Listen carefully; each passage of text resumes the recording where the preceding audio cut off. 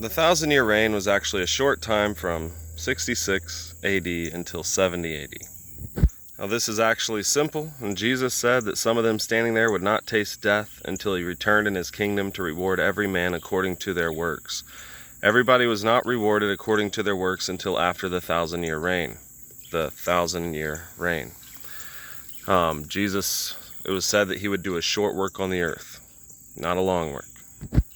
We do not have the original manuscripts, the 7 scrolls that John wrote and sent to the 7 churches in Asia. We don't have the originals of those. They would have been written in Hebrew, no other language.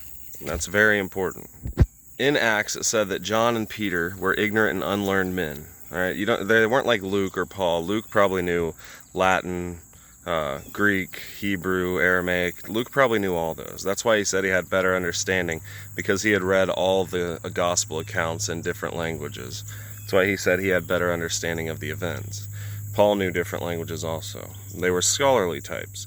But most of the people in Israel, your normal average person in Israel, never read the scriptures. They didn't have access to them. They didn't all have a Bible sitting on their table like we might imagine today. But the scriptures were kept safe in lock and key in synagogues.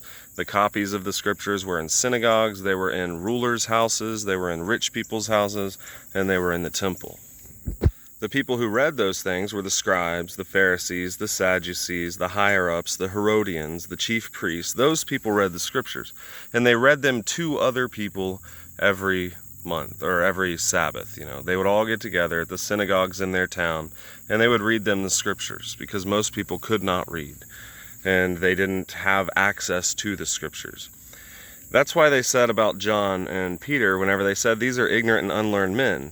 So they weren't scribes, they weren't Pharisees, they weren't higher ups, and that's what they were saying. These are like everybody else. So they took note that they had been with Jesus.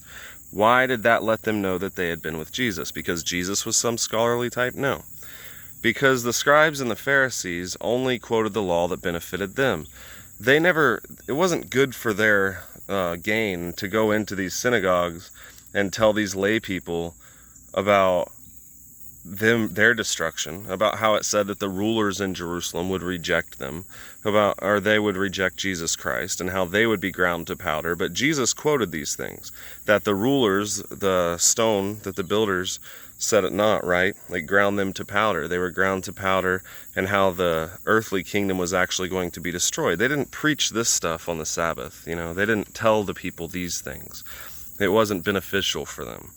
So that's why they took note. These guys are ignorant and unlearned. They can't possibly know these scriptures because we don't tell people those scriptures, just like pastors today. People were reading the Bible for themselves now, but for a long time they weren't, until the early 1900s. And even today, most don't read the Bible. They just listen to a pastor. But it was very much like that back then. And there will be a link to my book explaining the New Testament from beginning to end. Matthew, which explains it chapter by chapter, verse by verse, from Matthew until Revelation. And I've got many things in here like that. That's just understanding from God, letting us know how things were back then, what things meant, and from beginning to end. I explain the whole thing. It's 250,000 words. There will be a link in the description. John would have written in Hebrew, and that's it. Not today's Hebrew. Today's Hebrew is different. It's a revived language with added vowels. It's not the old Hebrew. He would have written in Old Hebrew. And the difference between their languages and ours is that their letters were numbers, just like Greece, just like the Greeks. So alpha was 1, beta was 2. They didn't have a 26-letter alphabet and a 9-number system like we got from the Muslims, the 9-number system. Their letters were equal to numbers. That's why, talking about the beast, he said anybody who was learned or had wisdom could count the number of the beast, for it was the number of a man. Every word that they said had a numerical value. All of them had a sum. And anybody who was learned understood that the Hebrew scripture, every character, the characters put together, right? They could either make a phrase, they could make a word, they could make a number. And that's what happened with the 1,000-year reign. The book of Revelation was written to the Jews. The Gentiles never had the law or the prophets. They didn't read them. Titus wasn't told, you've known the scriptures since you were a child and they're able to make you wise unto salvation, because Titus was what Paul called his son after the common faith. He didn't take Titus and get Titus circumcised. Now, Timothy, the reason he didn't have to explain, whenever he said his mother's name, Eunice, He listed people's name that had clout, right? He knew that Timothy had known the scriptures since he was a child, because he was his son of the Jewish faith, right? And he knew the scriptures. So there was a difference there. The Gentiles, having not the law, did by nature the things contained in the law. It was not for them to read the scriptures or the prophets. What we have today is ridiculous. 2.4 billion Gentiles reading the law and the prophets that wasn't to them. That's why they don't understand anything. The book of Revelation was written to the Jews, and it was about the things in the law and the prophets. You can see all that stuff about the beasts and the winged creatures and all that. You can see it all in Ezekiel, Zechariah, Jeremiah. You can see the whole thing. It's in there, you know. And they didn't need explanation. They knew that it was being written to them. They knew what the things meant. Like in the first chapter, you have every eye would see him, and the nations would wail because of him. That's a quote from Zechariah 12. You know, the Gentiles wouldn't have known that. It wasn't to the Gentiles. That was a quote to Zechariah from Zechariah 12. Now, the Jews would have known this. Especially the people who were the messengers to the churches that delivered these things would have been able to read it in Hebrew, would have been able to have their translators, or they could speak multiple languages. They would have been higher up in the church for these reasons, and they would have read it to them and explained it to them. But it was a Jewish thing. If you read Zechariah 12, it talks about him who was pierced and them mourning for him as if they would mourn for their only son, and that all the nations of the earth or the tribes of the land would mourn. So the house of David apart and their wives apart, the house of Nephtali apart, their wives apart, the house of Levi apart and their wives apart. They would all mourn for him. It was talking about Israel. Just like Israel would be broken like the potter's vessel, you know. They knew that whenever it said break the nations into shivers, they knew that was talking about the potter's vessel. That was talking about the clay, you know, from the potter, God. That was talking about Israel. And also in the book of Revelation, he said, you've tried them who say they are Jews and are not, and have found them liars. You know, all these things were fulfillment of the prophets. And the 1,000 years, so this is what happened with the 1,000 years.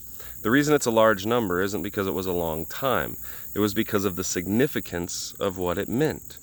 Whenever they translated it, see, they didn't even have the original, I don't believe, Hebrew, whenever they translated it in Constantine's time, or after that, or, you know, they've never had the original Hebrew that it was written in, where John wrote it.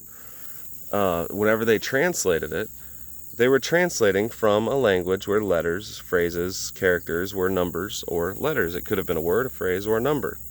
And this happens more times than this in the Bible. You know, they actually translated things that could have been a phrase into numbers, or things that should have been numbers into a phrase. So what that would have meant, it would have meant something like, whenever it said 1,000, it would have meant something like completion or fulfillment or until the fulfillment or something is what it would have meant in the Jewish characters, something like that. But they put 1,000 instead, 1,000-year reign. Whenever it would have just been about Satan is thrown into the bottomless pit until his time is up, until the fulfillment, until the completion, whenever he is allowed to be released for a second, which he was back then, to gather the armies together to Israel with the beast and the false prophet. It wasn't the word 1,000, they just translated it to 1,000. Every other thing in the Bible disagrees with an actual 1,000 years. It's like saying God had cattle on 1,000 hills. Does he not have cattle on 900 hills? You sure it's not 947 hills? You sure it's not 12,952 hills? It's 1,000. It's like saying, I've told you 1,000 times. No, you didn't. You probably told me like 4 times, not 1,000. But the significance of what you were saying makes you want to say, I've told you 1,000 times. Well, they had Jewish idioms back then. It's like saying not a hair on your head would perish. They got their heads chopped off, some of them. Hairs on their head perished. Was Jesus lying? No, he was using a phrase, a figure of speech that they used back then, you know. And that's what the 1,000 means. It doesn't actually mean that it was 1,000 years. It means that it was important, like how whenever Abraham received... Sorry, something popped up here. I don't even know if you could hear me. I forgot to put my phone on Do Not Disturb, so that might have blocked out the sound for a minute. It was like how Abraham said... Let me see if I can put my phone on Do Not Disturb. Hang on. All right, I can't put it on Do Not Disturb. Whenever Abraham was called, it said that God keeps covenants with those that love him. In Deuteronomy, God keeps covenants with those that love him to 1,000 generations. He was promising Abraham to 1,000 generations and forever, right? And David repeated that in Psalms, 1,000 generations and forever. And the 1,000-year reign was 1,000 years in a particular sense and forever in another sense. You know, interestingly enough, the 1,000-year reign was about 42 months. And if you read, so God promises Abraham 1,000 generations. Well, that would be 40,000 years, or 70,000 years if you think it's 70-year generations, or 100,000 years if you think it's 100-year generations. But it was only 42 generations. So 1,000 years, or 1,000 generations, was 42 generations in Matthew chapter 1. It said that from Abraham until David were 14 generations, from David until the carrying away into Babylon were 14 generations, and from the carrying away into Babylon until Christ were 14 generations. And that puts them at 42 generations from Abraham until Christ, whenever it was no longer the covenant of circumcision made by flesh hands, but circumcision of the heart, right? So it changed. The covenant was to change. You had the Old Testament after that time and during that time, and then you had Jesus becoming the New Testament.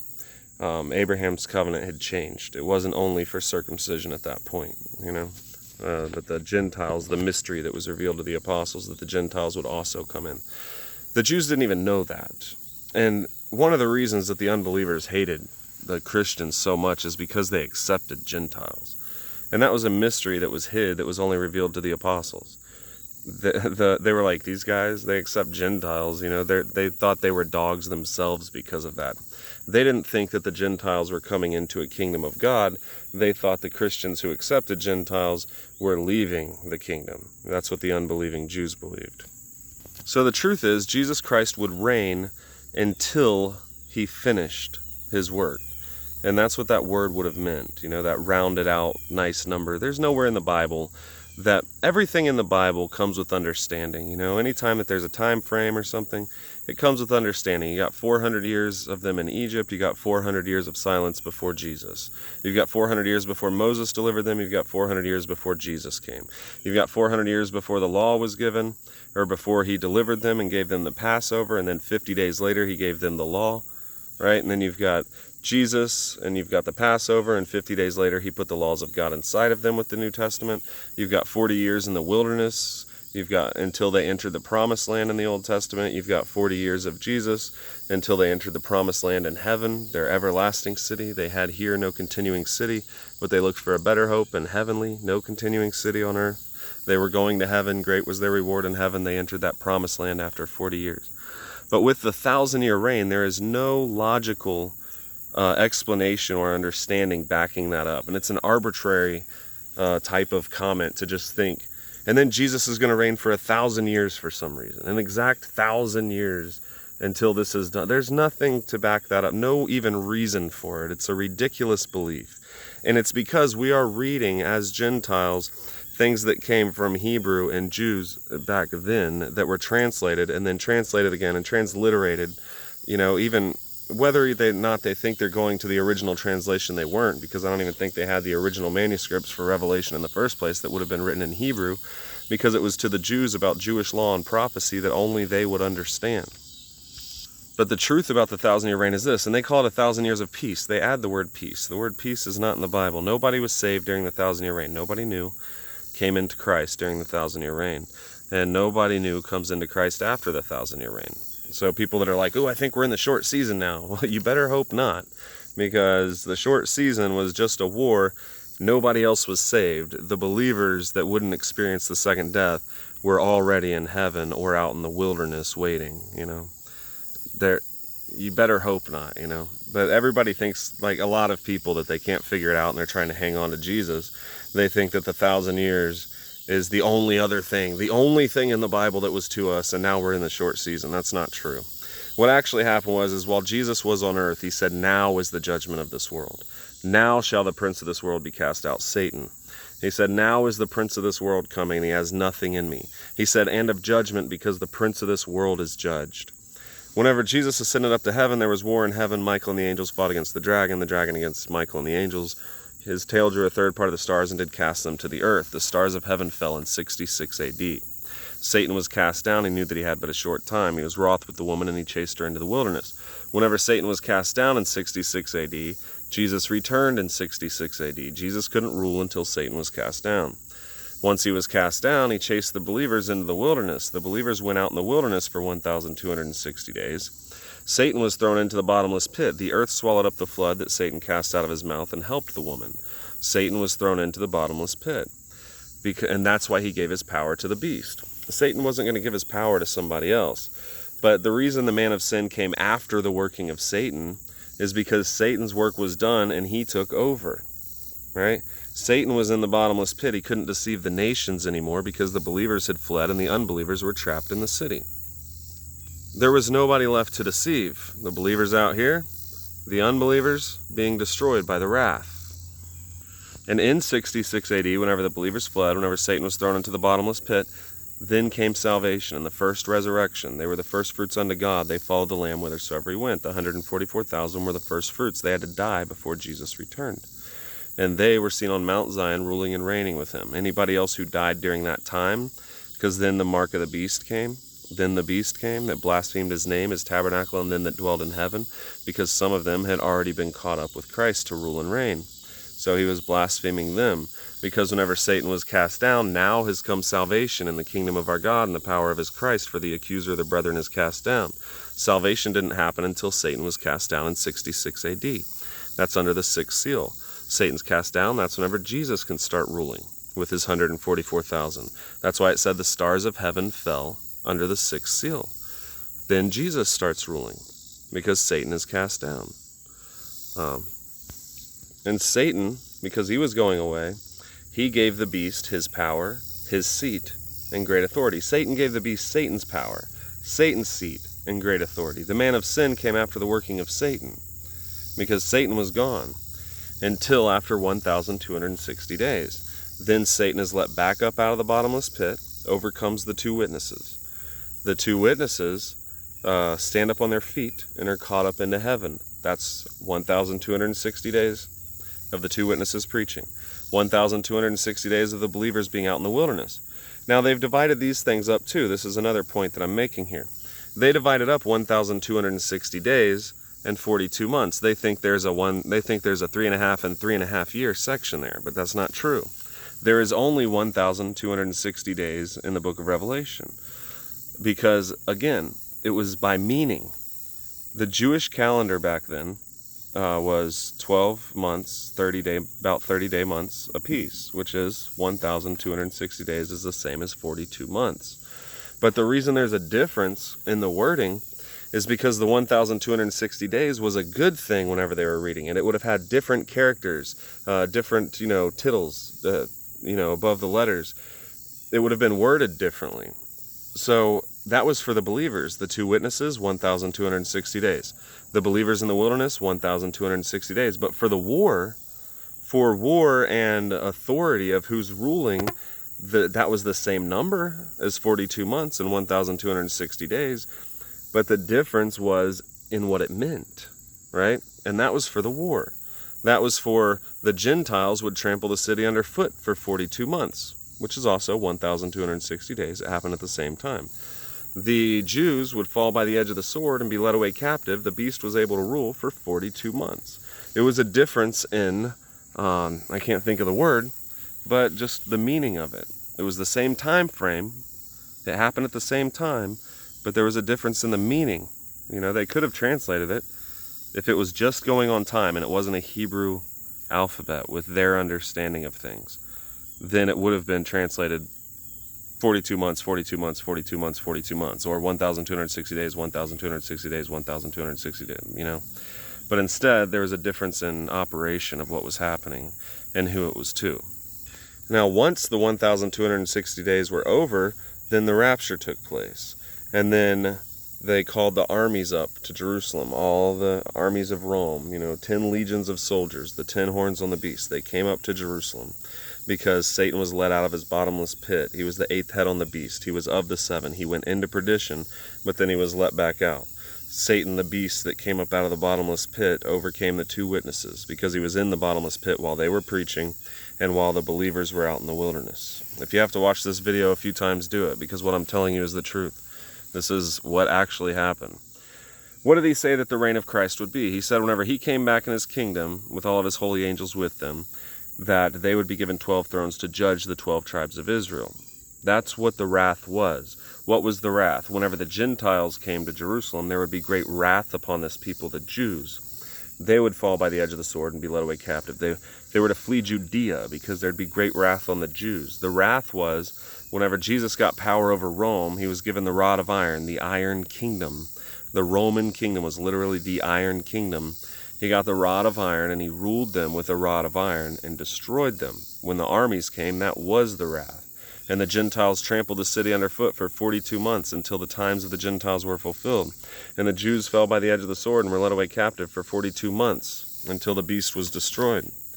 And God put in their hearts to fulfill his will. They hated Mystery Babylon, they hated Jerusalem, and they left her desolate and burned her with fire. The 1,000-year reign was a short work.